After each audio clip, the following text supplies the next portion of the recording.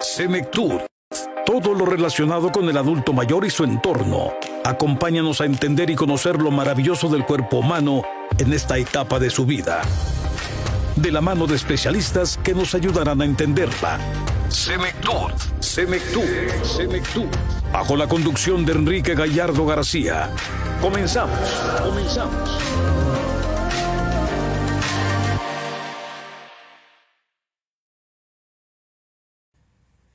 Hola, ¿qué tal? Muy buenas tardes, sean ustedes bienvenidos a Senectud, un programa dedicado a temas relacionados al proceso de envejecimiento, la etapa de la vejez y la persona adulta mayor. Les saluda en este micrófono tu amigo y servidor Enrique Gallardo García y hoy estaremos hablando sobre el dolor en la persona adulta mayor.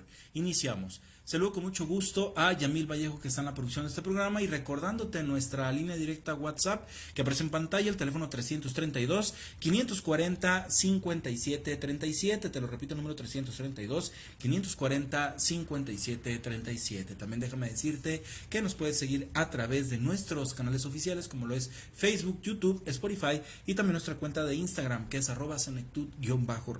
Nos sintonizas a través de www.lamxradio.com. Y para comentarnos del tema que te platiqué al inicio, el dolor en la persona adulta mayor, tengo el gusto de presentarles al doctor Daniel Alejandro Castro Rodríguez. Doctor, ¿cómo está? Bienvenido, buenas tardes. ¿Qué tal, Enrique? Muchas gracias, muy bien. Primero pues agradecerte por la invitación. Realmente es un orgullo estar aquí compartiendo micrófonos contigo. Pues empezaremos a hablar del tema. Perfecto, doctor, pues muchas gracias, esta es tu casa, doctor, y bueno, un tema muy interesante, ya que, bueno, como lo hemos platicado, ustedes han visto semanas atrás, hemos estado abordando muchos temas relacionados, bueno, a los cuidados paliativos, a la oncogeriatría, pero hoy no se diga, bueno, el dolor en las personas adultas mayores, que sin duda, pues el doctor Daniel Alejandro Castro Rodríguez, pues nos va a venir a detallar un poco más. Doctor, pues bueno, vamos a iniciar prácticamente con esto. ¿Qué es el dolor en la persona adulta mayor o cómo lo podemos identificar? Claro. Adelante. Mira, Enrique, yo creo que es muy importante primero definir qué es el dolor, claro.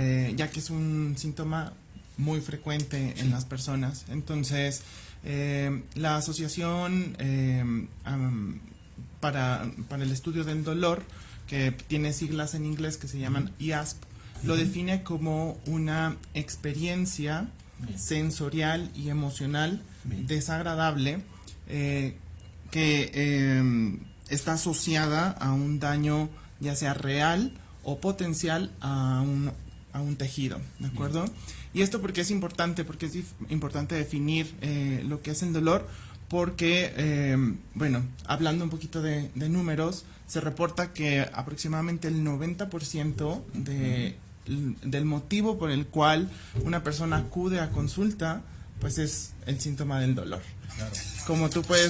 Como tú bien sabes, yo creo que todos no vamos al dolor, claro. No vamos al doctor si no tenemos alguna molestia. Así es. Y esta es principalmente el dolor. Entonces eso es lo principal. Y bueno, ya abordando un poquito esta cuestión del dolor, pues es una experiencia que la definimos como única, como personal, y que está influenciada por muchos factores. Pueden ser factores sociales, pueden ser factores psicológicos, emocionales, y por lo tanto pues las experiencias de vida que tiene cada una de las personas. Algo que vamos nosotros abordando en la consulta pues principal es definir o determinar si el dolor es agudo o es un dolor crónico. Siempre que una persona va a la consulta, pues es lo que tenemos que ir definiendo. Si el dolor lo acabas de presentar o el dolor ya tiene tiempo. Generalmente tomamos 3 meses como una regla aproximada para definir si es un dolor crónico o un dolor agudo. ¿Por qué? Porque, bueno, dependerá de esto las causas en las que podamos enfocarnos y poder determinar o llegar a un diagnóstico, que eso es lo principal. Entonces, eso es parte de lo importante que hacemos en la consulta. Y bueno, ya yéndonos un poquito más hacia el estudio del dolor, pues lo que vamos haciendo es ir determinando en dónde está, o sea, la localización, el tipo de dolor. No es lo mismo que te duela, por ejemplo, una pierna, que te duela el abdomen. Entonces, ¿por qué es importante esto? porque en los pacientes geriátricos, en los pacientes adultos mayores, muchas veces la evaluación del dolor se vuelve complicada. Bien. Se vuelve un poco difícil. ¿Por qué? Porque bueno, existen muchos mitos o errores tanto en la evaluación como en el tratamiento del dolor, que lo platicaremos un poquito más adelante, sí. En estas cuestiones. Entonces sí es algo que tenemos que estar como muy insistentes como geriatras, que es nuestra especialidad, el abordaje del dolor. Bien, doctor, aquí te agradezco mucho esta definición, pero me gustaría mucho que nos pusieras 2 ejemplos, uno de cada uno. ¿Cuándo es un dolor agudo y cuándo ya se convierte en un dolor crónico? ¿Cuál es la diferencia? Ok, bueno, un dolor agudo es cualquier molestia que empieza de un segundo a otro. Puede haber, digamos, ejemplos muy vagos como cuando nos quemamos, claro. Una quemadura pues te produce un dolor agudo, ¿sí? Hay enfermedades, por ejemplo, abdominales, no sé, dolor abdominal de vesícula o un dolor abdominal intestinal que generalmente pues empiezan de un momento a otro. Y hay enfermedades que tienen o presentan dolor crónico, que sería mayor a 3 meses. Por ejemplo, algo muy frecuente en las personas mayores es la osteoartrosis. ¿Sí? El desgaste de las articulaciones va produciendo dolor, que al final de cuentas se vuelve en un día a día de una persona. Sí, porque al final de cuentas ya decíamos, ¿no? Puede ser cualquier contacto, ya no lo decías, una quemadura, a lo mejor un golpe, un raspón, una caída, pero ya después este mismo agudo se puede ir convirtiendo en un dolor crónico. En un dolor crónico. Bien, en personas adultas mayores, lo que decías, ahorita mencionabas esta parte de los dolores, ¿qué es lo que te ha tocado más bajo tu experiencia en toda esta parte también de los cuidados paliativos, toda esta parte de medicina paliativa, pues ver más en las personas adultas mayores? ¿Qué tipo de patologías o qué tipo de dolores presentan con más frecuencia? Ajá.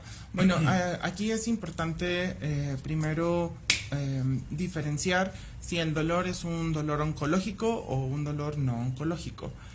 Eso es como, digamos, el primer parteaguas. Bueno, yo tengo una formación de geriatría y después hice una alta especialidad en medicina del dolor y cuidados paliativos. Entonces mi formación fue en el Instituto Nacional de Cancerología. Por lo tanto, la población que yo veía era pacientes con cáncer. Sin embargo, pues el dolor no solo se asocia a cáncer, podemos tener muchas patologías más. Entonces lo primero es eso, determinar si el dolor es oncológico o no oncológico, y a partir de ahí ir buscando estas enfermedades. Algo muy importante es que los pacientes geriátricos, los pacientes mayores, tienen cambios fisiopatológicos o fisiológicos que hacen que también la percepción del dolor o las alteraciones propias del cuerpo hagan que tengamos presentaciones atípicas o diferentes a lo que esperaríamos en cualquier persona. Sí, porque te hago esta pregunta porque, bueno, obviamente ya decíamos, ¿no? A veces nos hacen las preguntas a nosotros, pues que nos dedicamos al área de la salud, ¿no? Oigan, los niños cómo se manifiestan, los adolescentes, en los adultos jóvenes y bueno, en mi papá que ya es adulto mayor, ¿no? Pero te hago esta pregunta también por este sentido de cómo muchas veces debemos identificar los dolores. Sí. Porque no es lo mismo el dolor que a mí me pueda dar a un dolor que le pueda dar las personas, bueno, ya adultos mayores, contando también la patología que tengan, porque a veces hay patologías que pueden presentar diferentes tipos de dolores. Bien, doctor, pues tenemos ya varias preguntas, si no antes recordarles nuestra línea directa WhatsApp que va a aparecer en pantalla, el número 332-540-5737, se los repito, el número 332-540-5737. Por acá dice Salvador Hernández, yo tengo mucha resistencia al dolor, pero me ha traído muchos problemas eso, ¿cómo saber cuándo ir al médico y no dejarlo pasar y que se me complique más? Tengo 67 años, don Salvador Hernández. Ok, bueno, esta cuestión de la resistencia al dolor, bueno, hay mucha gente que dice, es que yo tengo umbral muy alto, umbral muy bajo al dolor. Como les comentaba, el dolor al final de cuentas es una experiencia personal, ¿sí? Lo que a mí me puede doler, a lo mejor a ti no te puede doler. Sí, entonces, ¿por qué? Porque cada uno hemos vivido experiencias diferentes. Entonces, no solamente en la cuestión emocional o física, sino también en la cuestión fisiológica, ¿sí? Entonces podemos tener diferentes niveles de albúmina, que eso hace que los medicamentos actúen de una manera diferente, receptores del dolor diferentes, entonces eso va haciendo que el dolor pues se vaya haciendo único. Entonces, respondiendo esta pregunta, sí es importante determinar qué experiencias ha tenido esta persona. Por ejemplo, hay personas que tienen antecedente de consumo de alcohol, de tabaco, de algún tipo de droga que va haciendo que los receptores de nuestro cuerpo se vayan modificando y por lo tanto la percepción y la manifestación del dolor van siendo diferentes. Así también el tratamiento, ¿sí? Pues hay personas que tienen una mejoría con una dosis muy baja de medicamentos y hay personas que no, hay personas que necesitas ir aumentando la dosis. Por lo tanto es algo súper personalizado y que tenemos que individualizar, no podemos generalizar.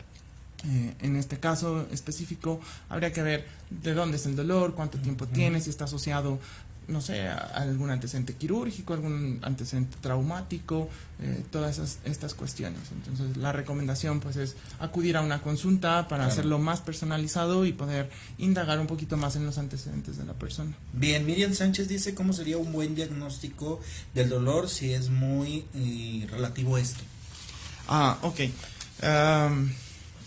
Justo por eso en la consulta vamos haciendo especificaciones de cada una de las cosas del dolor. Por ejemplo, tenemos que ver la localización. No es lo mismo, no se trata igual un dolor articular, un dolor muscular, un dolor visceral. Eso es algo bien importante. La cronicidad, que es lo que hablábamos de el tiempo y las características del dolor. Eso es primordial en el tratamiento y el éxito de esto. No es lo mismo un dolor, por ejemplo, de tipo neuropático, ¿sí? A un dolor, le llamamos de tipo visceral. Entonces, hay diferentes tipos de dolor. Entonces, el éxito está en nosotros ser muy insistentes e ir evaluando las características de este. Sí, porque al final de cuentas volvemos al mismo tema, ¿no? O sea, diferentes patologías, hay pluripatologías, no lo mismo a veces también en los diabéticos, ¿no? Que pierden la sensibilidad también al tacto, al fuego. Bueno, no es que sean insensibles, pero es como más difícil que identifiquen, ¿no? Sí. Que una persona que a lo mejor no tiene una enfermedad neuronal también. Exacto, esto justo tiene una explicación fisiológica, es por las fibras nerviosas, que estas fibras es por donde se transmite el dolor, tienen un recubrimiento que es la mielina. Entonces las personas que padecen una enfermedad como diabetes van perdiendo esta capa de mielina, entonces va haciendo que la conducción del dolor sea diferente. Por lo tanto, la percepción se va modificando. Esto no quiere decir que todas las personas diabéticas tengan estas alteraciones, pero la mayoría las puede presentar. Bien, y Laura Tejeda te pregunta también qué diferencias hay en el abordaje del dolor entre un joven y un adulto mayor. Ok, bueno, aquí entramos un poquito de esto de los mitos que teníamos para el abordaje y el tratamiento del dolor.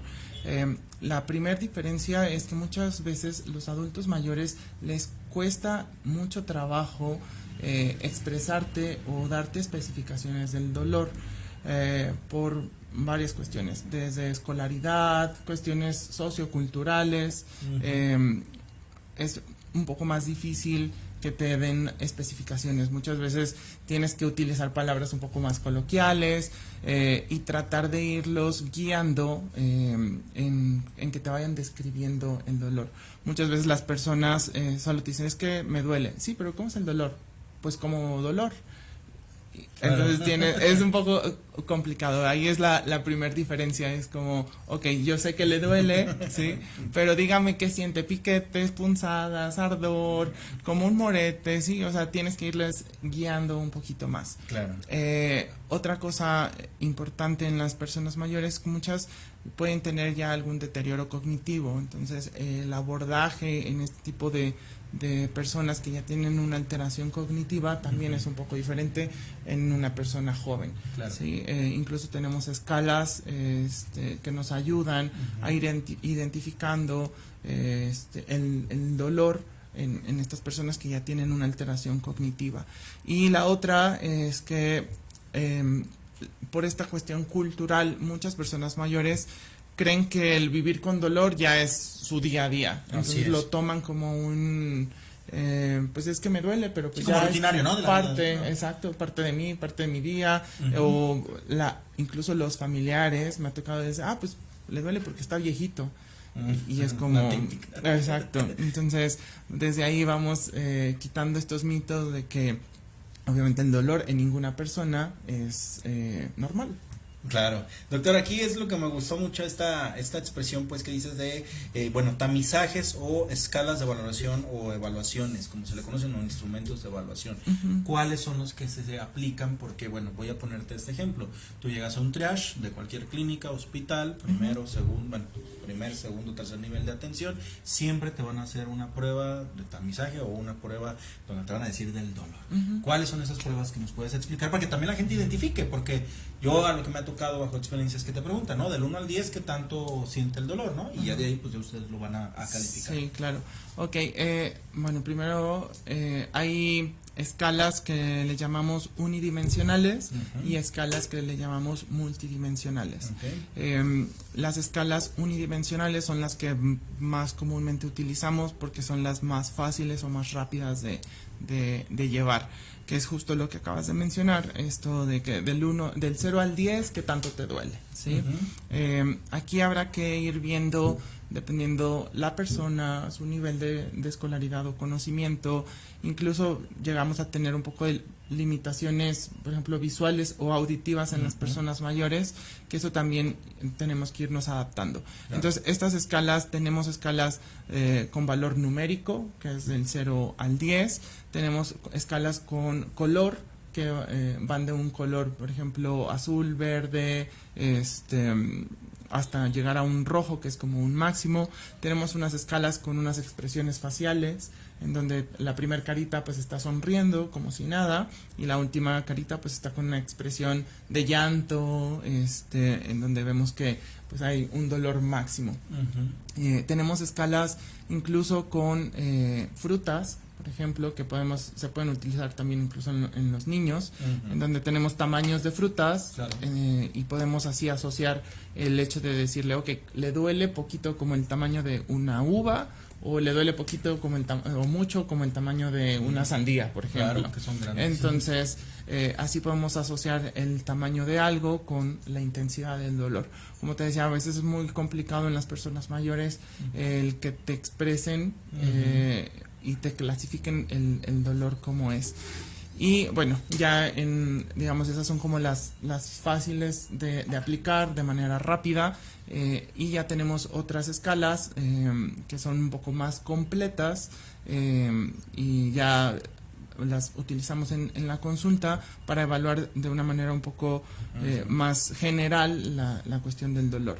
Tenemos escalas, por ejemplo, hay una escala que se llama PAINAP, que utilizamos en personas que viven con demencia, en donde esta escala pues no solo es cuestión verbal con el paciente, sino nos fijamos en posturas, en gestos, en gesticulaciones, en vocalizaciones que nos ayudan a determinar. Aquí es importante también mucho los familiares o los cuidadores que están con la persona, ¿sí? Una persona puede tener un comportamiento en el que dicen es una persona muy tranquila, siempre está pues relajada, y de repente hay algo que cambia el comportamiento.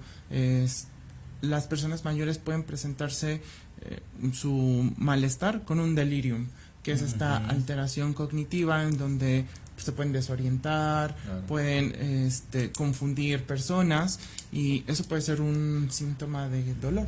Claro. ¿Sí? En una persona, por ejemplo, que tiene una alteración cognitiva. En una persona que no tiene una alteración cognitiva tenemos otro tipo de pruebas, que es una prueba que se llama Brief Inventory Pain, que es igual una prueba que vamos aplicando, tiene diferentes rubros y vamos ahí calificando para ir viendo el tipo de dolor que tiene la persona. Sí, bueno, pues ahora sí ya ir detectando y descartando todas estas, también vamos, señales pues o respuestas que nos puede dar la persona adulta mayor, porque como dices tú, doctor, es muy difícil, ¿no? A veces entenderla, comprenderle, o a veces pues ya no nos entiende lo que estamos preguntándole, y eso es algo pues muy complicado. Bien, sí. Bueno, algo más que nos quieras platicar referente a lo del dolor, porque me gustaría pasar a lo de las directrices anticipadas, que también es algo que ustedes han visto, pues, o la voluntad anticipada. Sí, bueno, en cuestión de dolor, algo importante pues es también el tratamiento. El tratamiento del dolor es algo que hacemos pues en la consulta. Importante tener cuidado con las personas mayores. Bien. Con los medicamentos que se les dan. Claro. Algo como mexicanos tenemos mucho la costumbre de automedicarnos. Entonces los medicamentos que se llaman antiinflamatorios no esteroideos, que comúnmente los conocemos como AINES, pues son medicamentos que hay que tener mucho cuidado en la administración en las personas mayores. ¿Por qué? Porque son personas que pueden tener multicomórbidos y polifarmacia. Entonces, lo que hacemos como geriatras, pues es eso, ver esta polifarmacia y qué medicamento es seguro dar, qué medicamento no es seguro dar, que pueda tener ahí contraindicaciones o incluso interacciones medicamentosas con algún medicamento que está teniendo de base. Entonces, eso es algo muy importante en este tipo de personas. La otra cuestión es que tenemos medicamentos de uso, digamos, un poco para el dolor más intenso. La OMS tiene ciertas reglas para ir tratando el dolor. Tenemos una escalera analgésica que nos vamos yendo como por peldaños, en donde el escalón 1, pues utilizamos medicamentos de baja potencia, escalón 2, un poco más potentes, y así nos vamos yendo. Entonces, importante pues perder un poquito el miedo a los medicamentos, a veces por ejemplo como los opioides. ¿Sí? Es como un arma de doble filo. Hay personal de la salud que le tiene miedo, hay personal de la salud que se va con dosis muy altas. Entonces creo que una del arte de la geriatría es esto, ir identificando qué paciente requiere de dosis ajustadas y qué paciente pues puede tolerarte mejores dosis. Entonces hay recomendaciones, por ejemplo, que en los pacientes mayores debemos de empezar dosis menores del 30 al 50% de una dosis normal para una persona joven. Entonces eso también es algo sumamente importante. Y la otra es que el dolor es real. Si digo que me duele, es real, ¿sí? Eso es algo principal. Antes de pasar a otro tema, porque me ha tocado muchas veces que no les creen a los pacientes que les duele.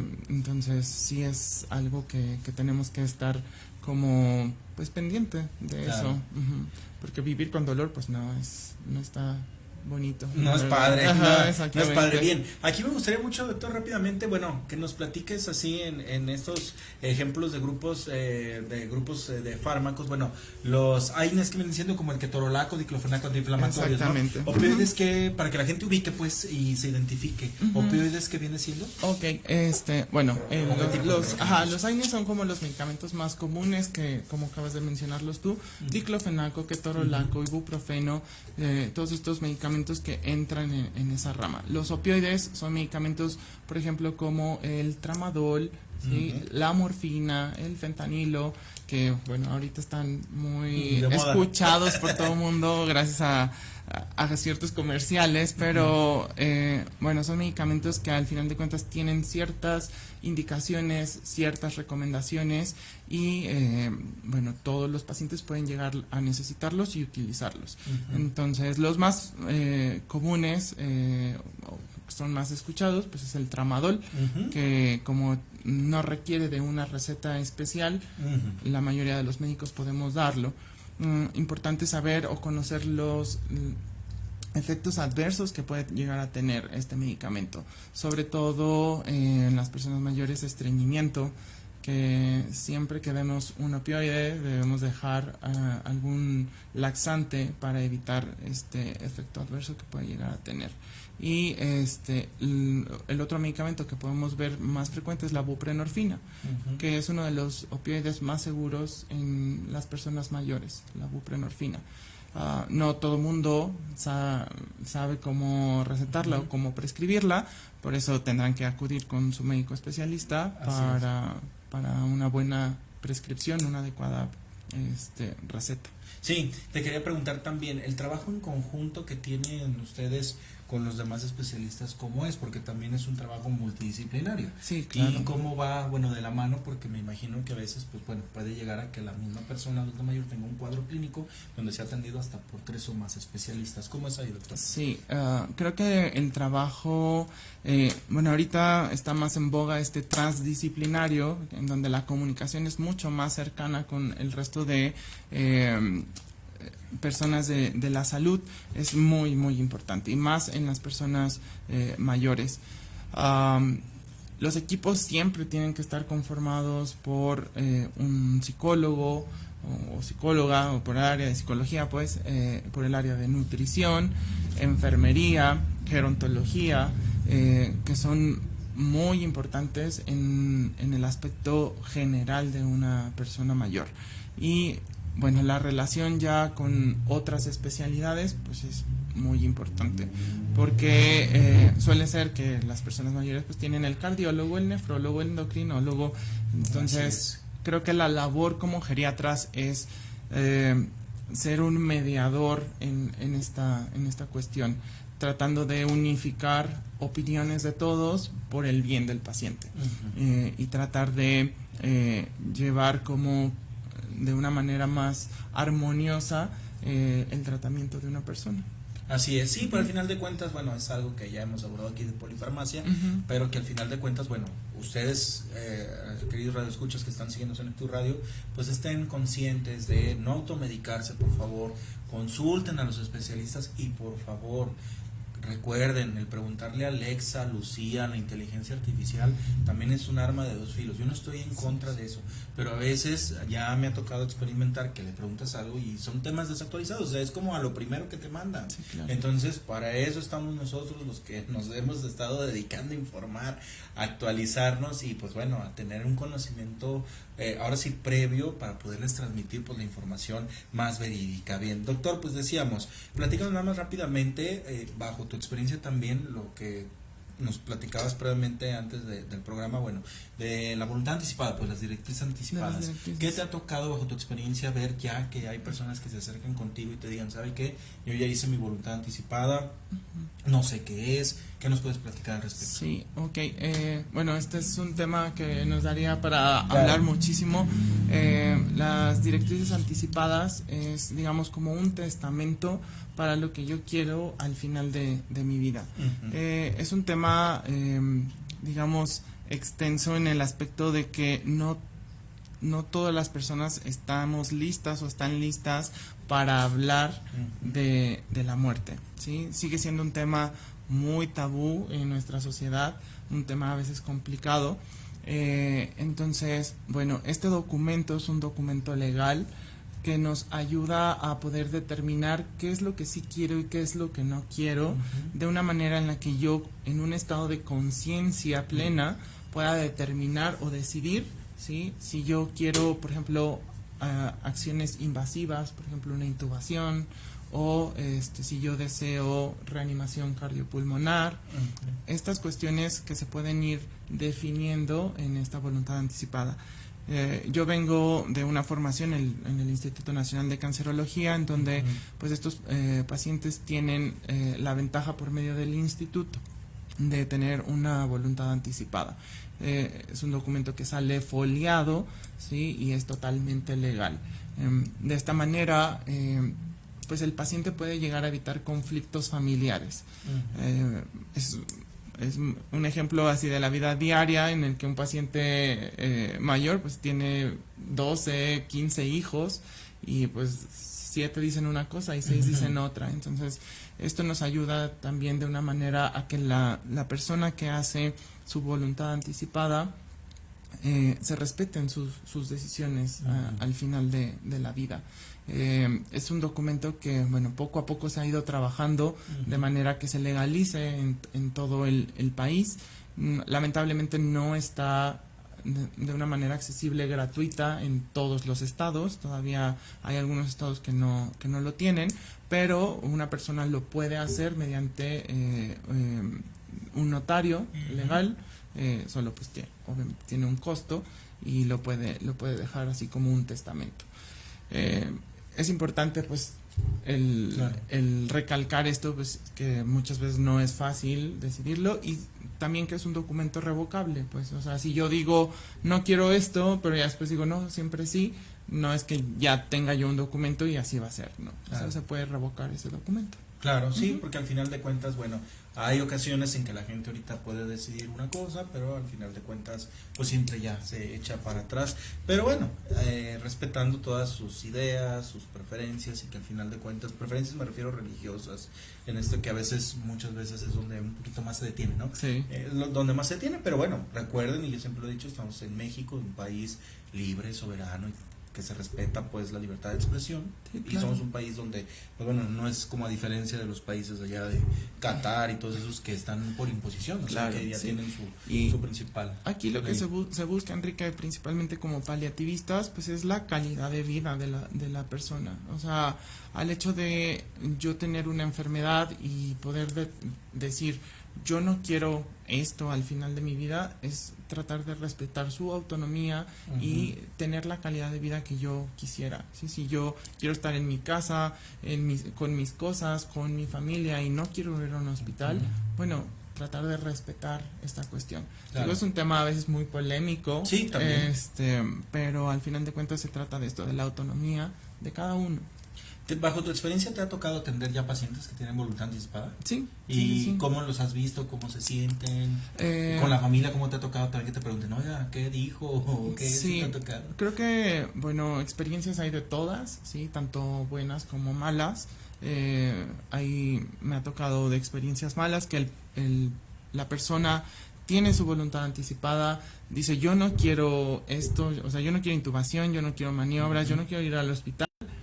Sin embargo, cuando una persona pues ya llega en un estado en el que la conciencia no me permite decidir, pues está en manos de sus familiares, ¿sí? Y si el familiar llega contigo y te dice hágale todo, a pesar de que esta persona tenga una voluntad anticipada, como médico no puedes negarte. Entonces, sí puedes tratar de dialogar con el familiar y decirle, ok, pues si tiene su voluntad anticipada, esto siendo tu paciente. ¿Por qué? Porque puede ser mi paciente y yo saber que tiene voluntad anticipada, pero te puede tocar a ti en urgencias. Claro. Y tú no saberlo. Así Entonces, tu labor va a ser lo que te diga el familiar. Y es hágale todo, pues hágale todo. Así es. Entonces, pues me ha tocado experiencias así, y me han tocado experiencias muy bonitas en las que los familiares están tan conscientes de lo que quieren y de lo que la persona desea, que incluso me ha tocado fiestas al final de la vida en donde celebran pues que la persona Claro. ya está tranquila, ya está en paz, y respetan el deseo de la persona. Entonces, digo, hay historias de ambos lados. Perfecto, doctor. Bien, ¿cómo tener un contacto contigo, doctor? Tus redes sociales o tu consultorio, tus servicios, adelante. Si lo quieres decir, adelante. Tenemos evidencia, pregunta. Gracias. Pues mi teléfono es en contacto directo, es el 33 12 88 0887. Por ahí me pueden escribir. Yo ahorita por el momento solo estoy en medio privado, entonces me dedico al medio privado, y me estoy dedicando más a la cuestión de consulta a domicilio. Por el Perfecto. momento no tengo consultorio, me gusta más como este trato más Bien. personalizado en el domicilio del paciente, entonces pues por ahí me pueden contactar. Muy bien, pues doctor, pues muchas gracias por esta información, gracias por aceptar la entrevista, y sobre todo reiterándote nuevamente que esta es tu casa, y pues que no sea la primera ni última vez que nos acompañes con un tema a lo mejor ya más a fondo de la cuestión de la paliatividad o de los cuidados Sí, paliativos. de los cuidados paliativos. Así es. Claro que sí, Enrique. Pues más que nada agradecerte a ti por la invitación y a todos los escuchas, que espero el tema da para más cosas, pero al menos les genere pues esta espinita de buscar ayuda y atención con personas especializadas, y pues que estamos para servirles y aclarar dudas posteriores. Así es, pues muchas gracias, doctor, gracias por todo. Gracias. Agradecemos mucho la presencia del doctor Daniel Alejandro Castro Rodríguez. Él pues nos habló sobre el dolor en la persona adulta mayor. Como bien lo saben, él ya nos explicó, bueno, es médico geriatra, trae estas especialidades en cuidados paliativos, y que sobre todo también pues bueno, agradecemos bastante que nos haya pues dado esta introducción y explicación sobre los dolores tanto agudos o crónicos, y que muchas veces pues bueno, en las personas lo vemos como normal, lo que decía él, o sea, llegamos a cierta edad y nos dicen que es normal. Entonces no es normal, hay que empezar a atendernos. Y pues muchas gracias nuevamente a Yamil Vallejo, que estuvo en la producción de este programa. Como les decíamos, bueno, estamos entrando a nuestro primer programa, ya lo estamos cerrando, y en un momento más ya estará con nosotros aquí presencialmente Gerardo Sinué Félix Gaspar. Él nos va a hablar sobre, bueno, la inteligencia emocional. Entonces, pues muchas gracias a ustedes. Recordarles que Senectud Radio es un programa dedicado a temas relacionados al proceso de envejecimiento, la etapa de la vejez y la persona adulta mayor. Nos escuchamos todos los lunes, ya decíamos por las tardes, pero los invitamos a que nos sigan a través de nuestros canales oficiales, como lo es Facebook, YouTube, Spotify, y también nuestra cuenta de Instagram, que es @senectud_radio. Muchas gracias y no se despeguen, seguimos aquí en Senectud Radio. Muchas gracias. Acabas de escuchar Senectud. Te invitamos a sintonizarnos la próxima semana a través de Live MX Radio. Síguenos en nuestras redes sociales como Senectud Radio. Senectud.